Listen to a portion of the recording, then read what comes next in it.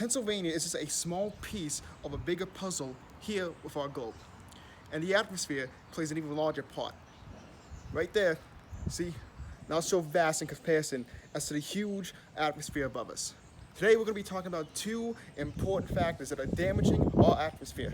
That being space debris and carbon emissions being produced by our own state and how we can stop them. To begin, what is the atmosphere and why is it important? Well, the atmosphere is a multi-layered gas cloud that protects the entirety of the planet.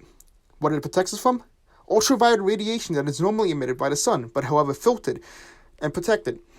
Without this, our crops would die, water wouldn't be able to exist on Earth, and it wouldn't pave the way for humanity's survival.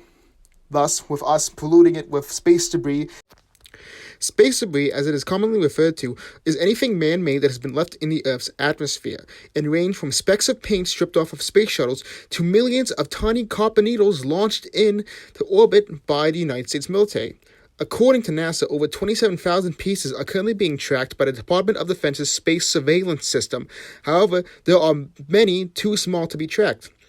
The largest contributing space debris came from Project Westford, one of the most gratuitous wastes of space debris, and was a project by the U.S. military sending two capsules filled with millions of tiny copper needles no bigger than a stamp with the idea of creating an artificial ionosphere out of fear of Soviet sabotage on undersea cables.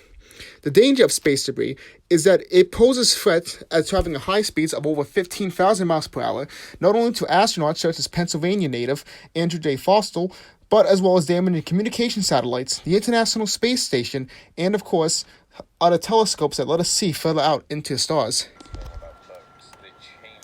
Now, the problem with space debris is that it isn't easy to clean up.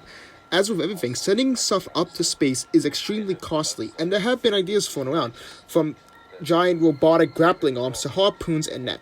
But them traveling at high speeds, it could prove challenging. There is another option, and that is leaving the Earth to tend to them.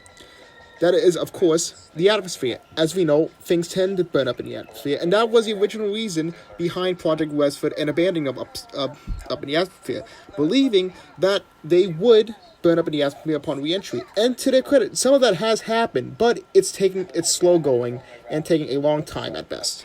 As mentioned, carbon emissions are yet another contributing factor making our atmosphere more dangerous and harmful for us. In 2018, it was shown that PA alone contributed more than 269 million metric tons of carbon emissions into the atmosphere. Now, how does this affect us? Well, this causes heat waves, landslides, risks of more agricultural damage, and, as it stays up in the atmosphere, increasing average temperatures contributing to global warming. Now, we've shown that almost 90% of these emissions being released came from the production and consumption of energy. So that leaves us with the question, what can we do, and how can we solve this? There are some things we can do to stop carbon emissions: carpooling, insulating our home, turning the lights off. However, this is a small piece to a larger puzzle that has to be on a mass scale to be effective. So we have to use another tool, our voices. Making our voices heard and pressing for more eco-friendly power solutions and legislation such as hydroelectric and wind solutions.